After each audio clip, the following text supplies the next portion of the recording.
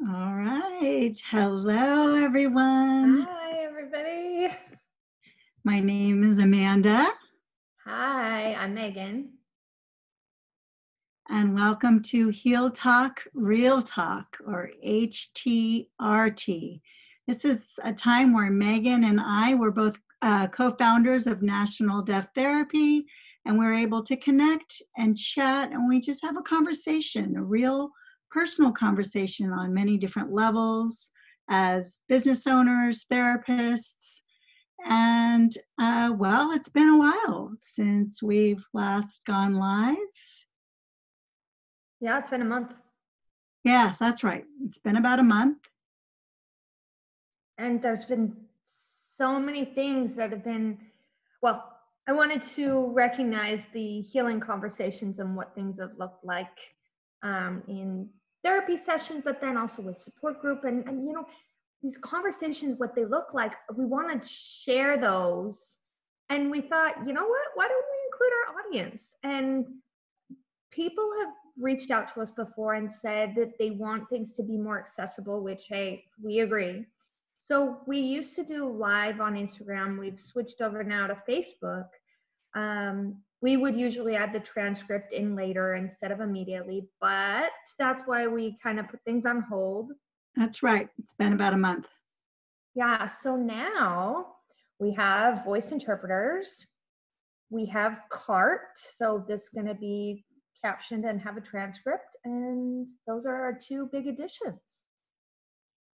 So that was why the brief hiatus, and then Black Lives Matter protest was happening, and that just let us take a pause, really think about things, be intentional. What's the topic today? Well, with that being said, we decided to start Heal Talk, Real Talk, and talk about vulnerability. Vulnerability is a powerful word and has come up in many different conversations. And of course, in terms of mental health, the term vulnerability shows up a lot.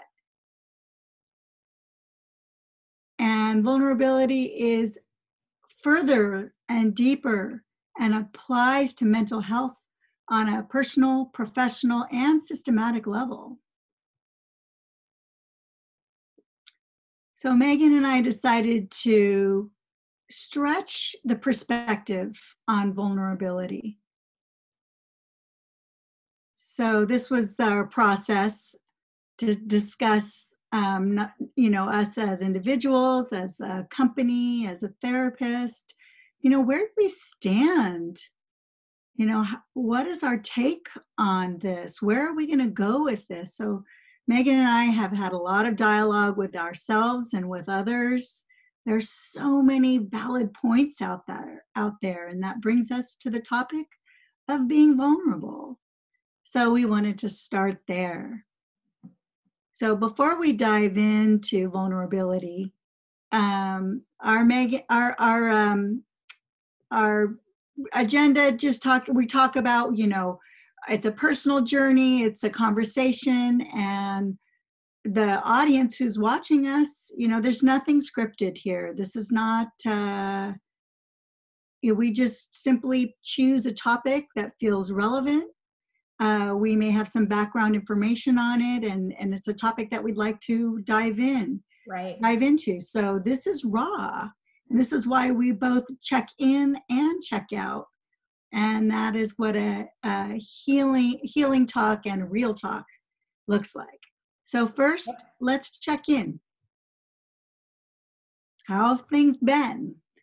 Where would you like to start? Where shall we start? I'm thinking. Oh, I'd like to add one more thing about vulnerability. Part of the check in and talk about as well as check out vulnerability has a place in each space. When we check in, we need to be real about what's been going on with us. What are our true thoughts, and what has led you to where we are now? And then during checkout, we'll talk about what our true thoughts are. Right. Things leading up to now. I really feel like there should be a conversation to do with Black Lives Matter and the protests. And, as my identity, I'm navigating through all of that. And Black Lives Matter isn't new. This isn't a new thing. This has been a long time coming, well-deserved time to let them have their time and their attention, and they do matter. And all of this new information is coming out, and there's a lot of stories that are being spotlighted and people's experiences being shared. And leading up to this, I thought, yeah, I know this, sure. But then there's so much stuff that I didn't know.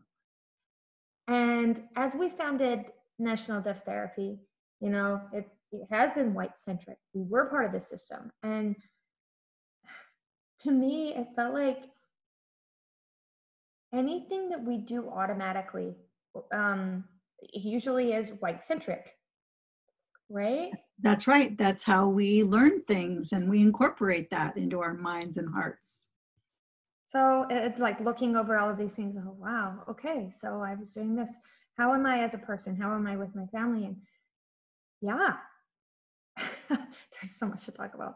I feel like the first step to being committed to this work is really being vulnerable.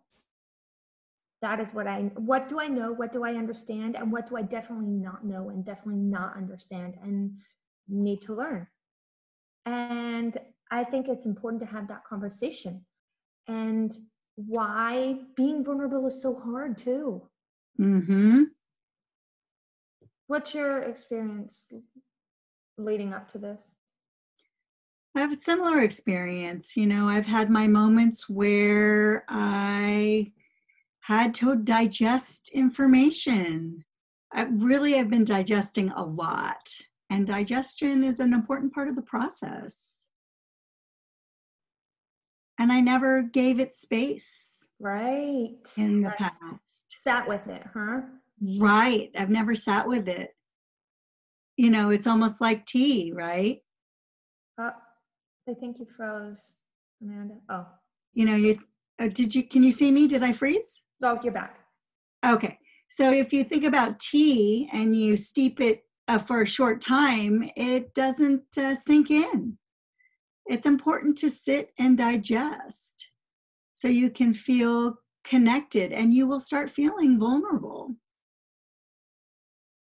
And I ask myself why I didn't think about this before, why I didn't sit with this before. We are part of the system. And so those have been the thoughts I've had. And now I'm at a place where I'm ready to talk about vulnerability. And Megan, we've discussed this in the past, and we both agree we need to do better. And that is a huge part of doing better is being vulnerable and welcoming feedback and developing trust. So that's probably the conversation we'll dive into today. Yeah. I was just thinking about sitting with it, and a lot of things like sit and digest, process it.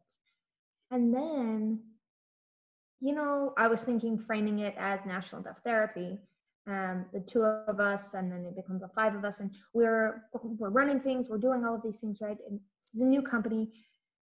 We haven't really scheduled in the time to sit with stuff and have these conversations. So now we're doing that, and there's so much value that comes out of that process. Setting intentions, setting the tone of the week. And then it's like, wow, why didn't we do this before? Why don't we do this as our general business practice? Well, we schedule meetings. We schedule all sorts of different things. Why don't we schedule a sit and digest as part of just like this, our system? We should, right? We should. a sitting time, sit, be vulnerable. Usually, I mean, that doesn't, business and vulnerability don't necessarily go hand in hand, but it should be, and it's uncomfortable. And I would rather be, probably people would rather be working and doing stuff instead of sitting and being vulnerable and uncomfortable. And sitting there with it helps you realize what habits you have. And then things come up and you can recognize what you've been potentially avoiding. Avoiding by working so much. Yes. Like, what am I avoiding? Also, dealing, thinking about sitting, it helps me see my reactions and where they're coming from. And that's an important part of understanding the world and others and the conversations we're having, to understand myself and how I show up and how I interact with others. I need to understand my own reactions. If I don't sit and think about them, but I just react, is that productive? Is that healing? Am I creating harm? When we think about our business lens or a personal lens or a therapist, we need to know about our own reactions. So why is vulnerability hard? Like, what makes vulnerability so hard? I've thought about that a lot.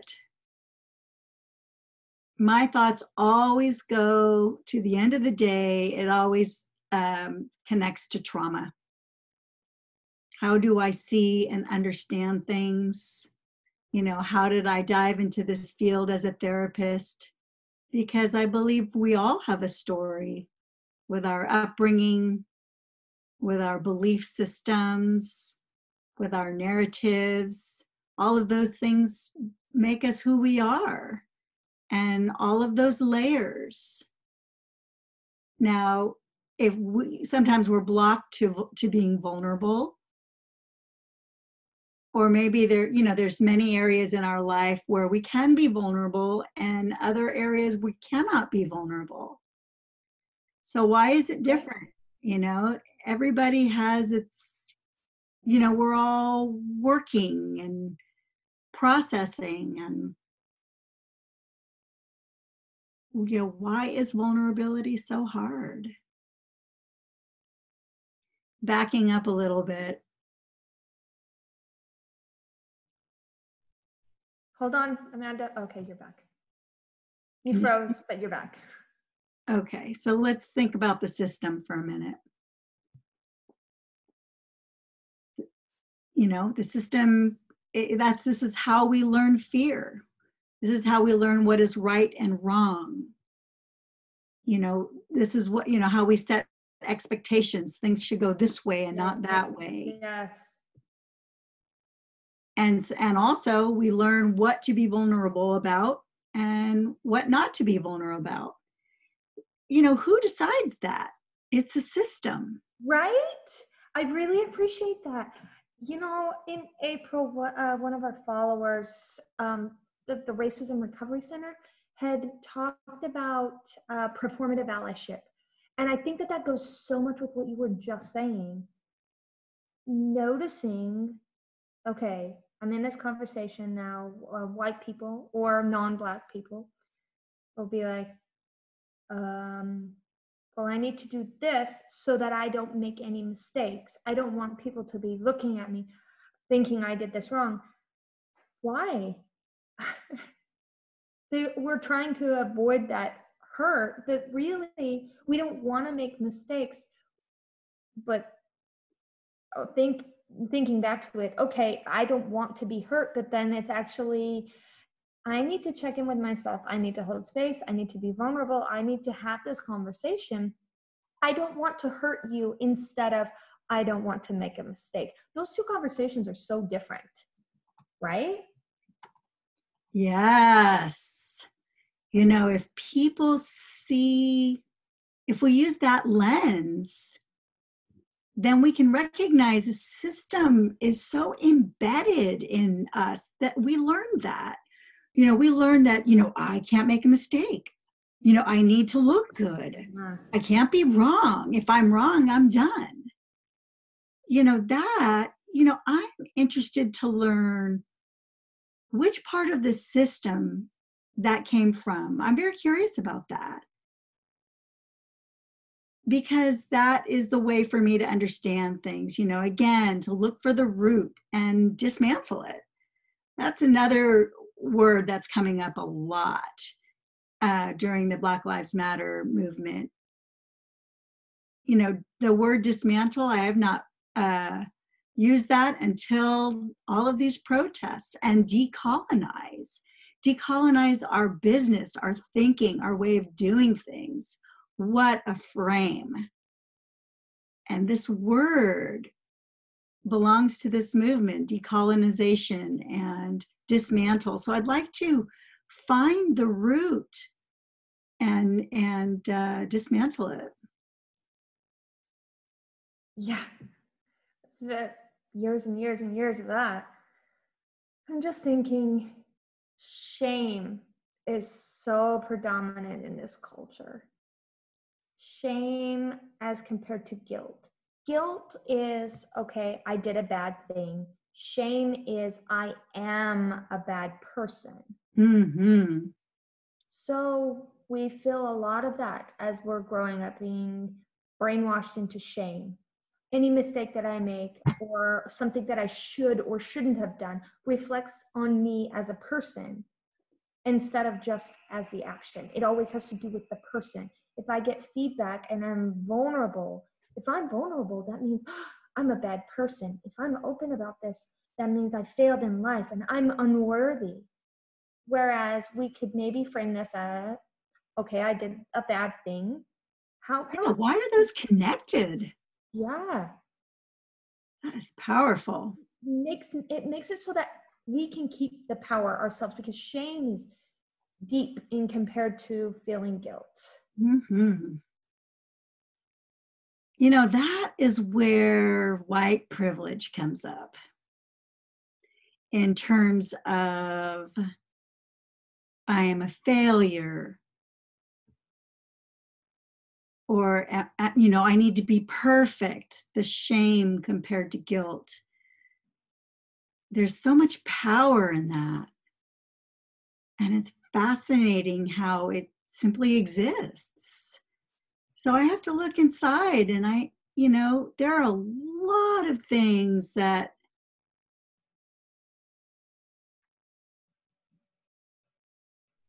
the video froze, and I'm continuing. That's where the work needs to be. And that work requires vulnerability. So we're back to that. If we want to do this work, but we're not vulnerable, you simply can't do the work. You're so right. It'll be disconnected. You will not actually do the work. Mm-mm. If you're just trying to look, good, am I perfect? Am I good? Does everybody, can you take a look at me? Do I look good? That is not. And people will still, you'll still hurt people. And I don't want to hurt people. Ooh, a lot to think about there. Vulnerability, I'm just thinking, what have I noticed for myself? Thinking back to performative allyship, I've seen that come up a decent amount lately. And you have to ask yourself further, what trauma has been triggered to cause some of this? Me in my personal life, I have a fear of abandonment. I have a fear of being alone, just full transparency that. So if my white friends, in the past, had a difference of opinion potentially, or, the challenging discussion, I didn't want them to not like me. I didn't want them to leave me out. So I definitely did performative allyship, but not in all aspects of my life. Okay, so I don't necessarily get along with these specific people. Okay, great. Now, let's say I'm with my family or I'm with my coworkers.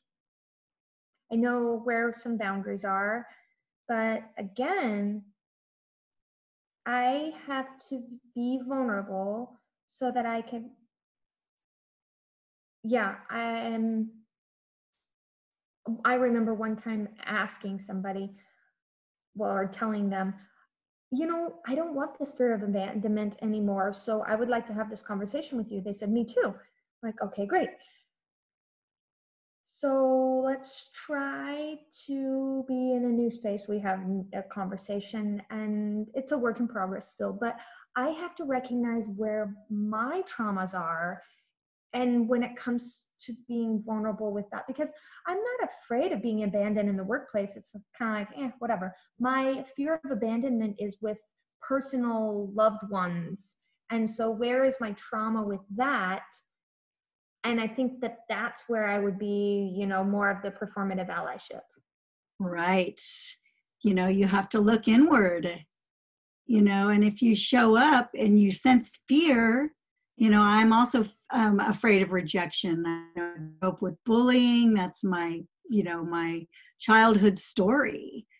So sometimes I don't dive into those conversations, or, I'm just sit there quietly, or, if I could go back to work on, again, our trauma and our triggers, that can simply become our story. And we have to recognize that other people have their stories and their trauma. So I don't have to make it all about me. That is where those healing conversations happen. If I show my vulnerability and they show theirs, if I just stay inward, it's a lost opportunity. It's moot. Being vulnerable means that you have to share that part like you did. I'd love to have this conversation, but I'm worried about X, Y, or Z. That's a huge step. That's the very first step, is to have those conversations and share your vulnerability. And maybe that's where we can start in terms of being vulnerable in different conversations that are meaningful and heavy. And there's so many, everybody has their story. They're all important. If I just focus on my story, society's not going to go anywhere. And then that relates to, well, I don't know if people are necessarily talking about that, but the concept of having a safe space, 100% safe space. Is there such a thing? I don't know. You froze a little. Can you say that again? Well, okay, sure. Vulnerability, and having a safe space. Is there a such thing as 100% safe space? But some people say a brave space. Other people talk about what that space might look like. But space in terms of something that we can create within each other to be able to open and have these vulnerable conversations, and what that would look like. We did talk about this briefly before. What comes up is trust. A lot of communities, they don't relate, to white community members because there's no trust. There's no relationship. And again, vulnerability can show up there. It's really making me think. I feel like vulnerability and trust are related. Like right now, you and I are talking, and we've got an audience. We do have an audience watching this conversation, and we're showing vulnerability. But right now, do I trust whoever's watching us? Maybe not. But I still am going to be vulnerable.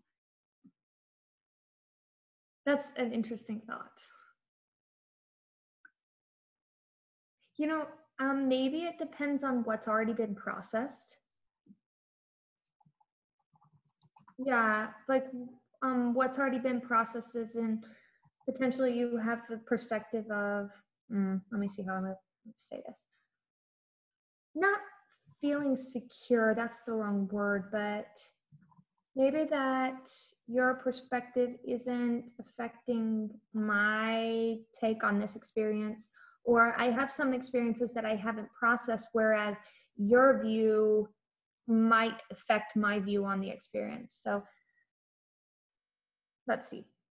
If, yeah, your view, I would be interested in your feedback kind of thing. Right. Well, what about, is it when we let go of being self-absorbed? Does vulnerability have to have trust alongside? Being vulnerable and letting go of trust, that we may learn a lot through that process. Developing a relationship, vulnerability is an important part of a healing relationship. And if people don't trust me yet, I need to respect that. This person may have a valid reason not to trust me. So for me to say, well, I'm not going to be vulnerable until I gain your trust, that's problematic. I just thought of, we have the privilege of being vulnerable without having the trust. That comes from having the privilege in place, right? But we're impacted differently as compared to other people. That's so true. Mm-hmm. I think that we'll never not have that trust within the community, that our support system, I have my people, my relationships, my community that help me heal. I can imagine that every community, every person needs to have, they need to have their own support system. That's important to be able to process. But then in terms of vulnerability, yeah, it's on us. It's on us white people or us non-Black people to be vulnerable. What are we afraid of? What are we afraid of losing? Exactly. That's the frame. That's where vulnerability, we should be thinking about vulnerability in that term. If we think about fear and power, we need to let all of that go. Everything that the system taught us it's not healthy. It will continue this divide and, lack of connection. Vulnerability, we as white people need to take that first step. Right. Yeah. So that's what we're doing here and now in this conversation. This is a vulnerable space. Where, how, and why do we start these conversations? Heal Talk, Real Talk is, this was the idea of HTRT, but, we're certainly getting deeper and deeper with these conversations. And it does need to start with vulnerability. Right. Just thinking here, trust, vulnerability. Anything else that's coming up for me in terms of vulnerability within dialogue with other people, having an experience, being called in or saying, hey, I feel like we've had a conflict before. Let's talk about that. What does that process look like? Well, to be honest with you, I have not had that conversation. I haven't had anyone approach me, and probably because they don't trust me. I'm sure we've had a moment where somebody has said, don't say that or don't do that, because, how to be an anti-racist, when we're all racist. Yeah. I have to acknowledge that nobody has approached me. And what does that say? That means I've not welcomed it. I need to create that space. And part of creating that space means I need to lead with vulnerability. Yeah. I need to say it's okay to make a mistake. And I need to say, I recognize my racism. And another person might say, okay, that's where you are. Mhm. So I need to share that I'm digesting, I'm sitting, I'm listening, and just continue that process. You know, I have to remind myself to frame things that it is not about me. It is not. To be vulnerable is, you know, it is for the healing of our communities. Yes, healing in the community. I saw a deaf black panel a few weeks back. They were talking about how to create a safe space and creating a space within our area to show up and go. And they mentioned vulnerability. And I remember people like, I'm the only person who's not black in the room. How many people have experienced that? You know, every day these people show up in our spaces. So how about we show up? And vulnerability is, oh, wow, yeah, accepting that as part of the experience and then as part of the healing that needs to take place. And then thinking to yourself, why didn't I show up? Well, I didn't show up because I didn't want to be alone. Oh, I didn't want to be alone. Again, back to my same issue, right? Right. So right now, you know, this space is our space and this is our dialogue, and we can put this conversation. I mean, we've had dialogues. We've wanted to invite. We thought about inviting others into our space, but then again, it's our space, and it's not about us. So we NBDA. There's been a lot of conversations with them, and we're trying to be supportive of them and amplify their voices instead of trying to take over their space. Listening and participating in what it is that they've got going on, but in the beginning, it was like, well, what do we do? Oh, I'm not sure what to do. So yeah, again, we need to talk through this, be accountable and talk about these things, share stories, listen to them, but yes, also know that what you're responsible for, and what you're responsible for is vulnerability.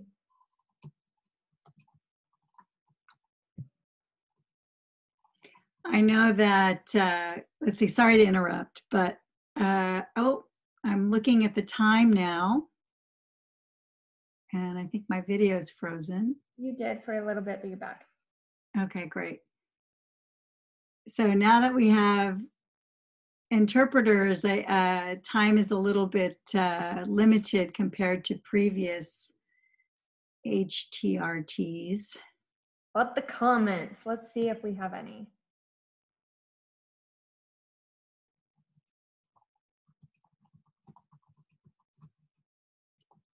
I guess none. Okay, well, we're going to be doing this Fridays going forward. We'll talk about a variety of different topics. And we'll talk about our roles and our responsibilities. As different topics come up in conversations that might relate to mental health directly, healing, and we believe doing the work that needs to happen. That's right. You know, at this point, we need to continue. We need to continue this conversation. So to check out, how are you feeling about today's conversation, Amanda?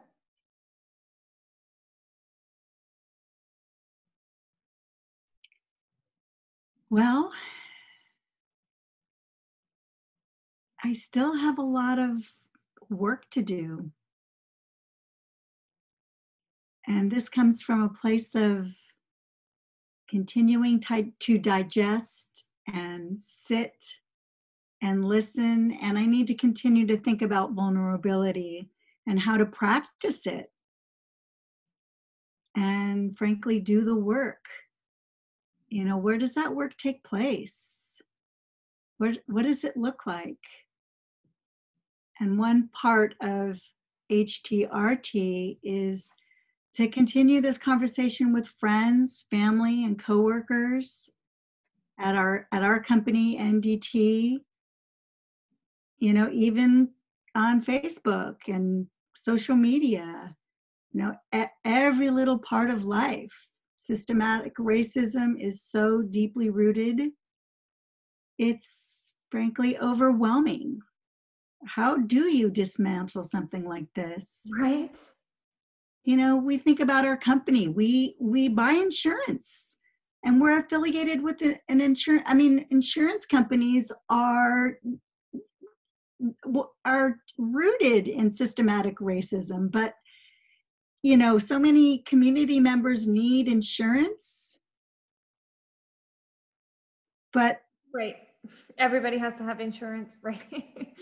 but they don't have insurance, and Right. Not what do everybody. they do?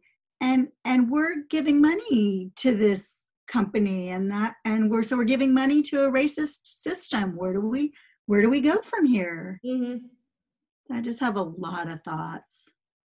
Yeah, I was thinking with grad school, master's program, getting a license and that entire process. Absolutely. Think about the books we read. Right. And the theories that were taught and relating that back. Mental health companies really should widen the lens and see what that looks like, and then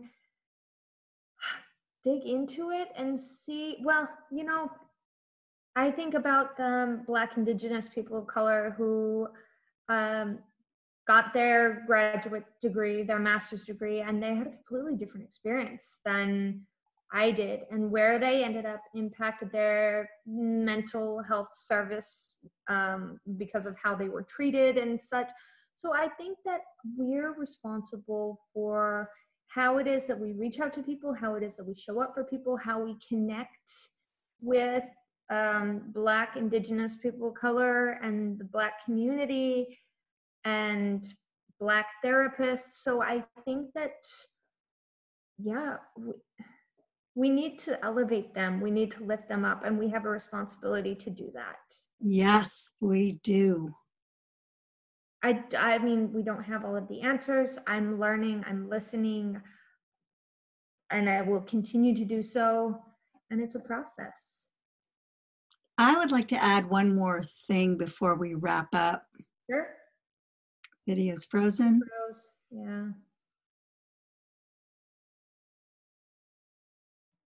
So that maybe some of the community members aren't really agreeing with this conversation. And I want to let everyone know that we are open to your feedback.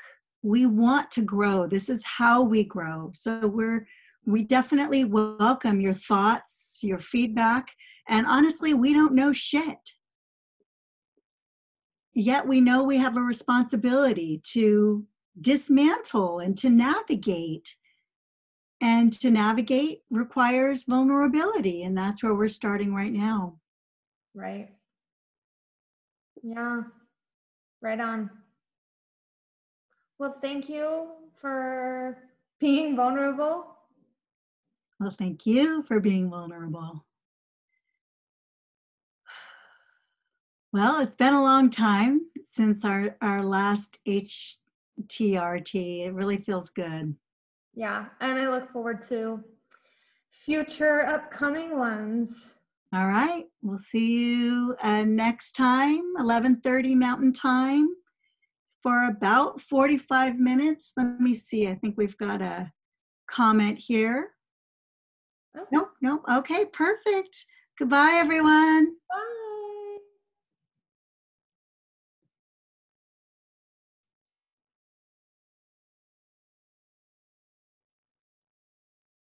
I think it's done. Oh yeah, it doesn't say Recording. connected to